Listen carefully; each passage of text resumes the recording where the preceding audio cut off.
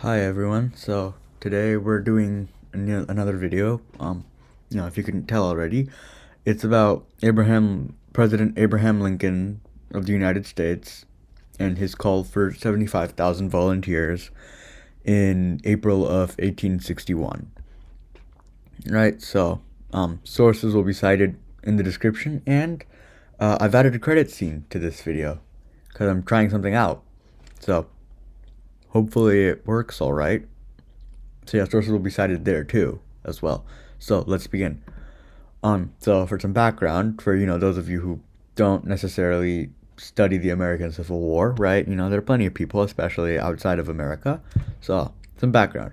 In April of 1861, South Carolinian troops attacked a United States fort called Fort Sumter, very soon after South Carolina's secession, which we're going to go into in another video, hopefully.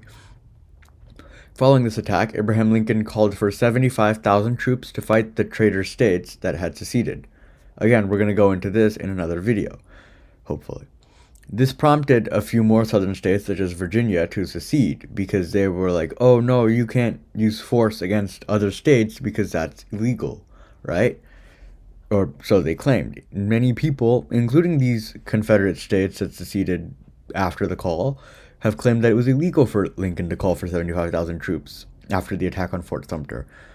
The point of this video is to investigate this and come to a conclusion, right? So, the claim that this call for troops was illegal is actually false, which, I'll talk about now, actually, because, yeah. So first off is the Militia Act of 1795, right? So this is an act passed by Congress in 1795 that empowered the President of the United States to call upon the militia should the laws of the United States not be executed in a region due to insurrection or whatever, and the normal judicial process, like the courts and the marshals and stuff, can't put it down, then the president can call on the militias to put it down, right? So this says that whenever the laws of the United States shall be opposed or the execution thereof obstructed in any state by combinations too powerful to be suppressed by the ordinary course of judicial proceedings or by the powers vested in the marshals by this act, it shall be lawful for the President of the United States to call forth the militia of such state or of any other state or states as may be necessary to suppress such combinations and to cause the laws to be duly executed, and the use of militia so to be called forth may be continued if necessary until the expiration of 30 days after the commencement of the next session of Congress. Right? So, laws are not being executed, and Lincoln thus could have called on the militia. However, there is a catch here.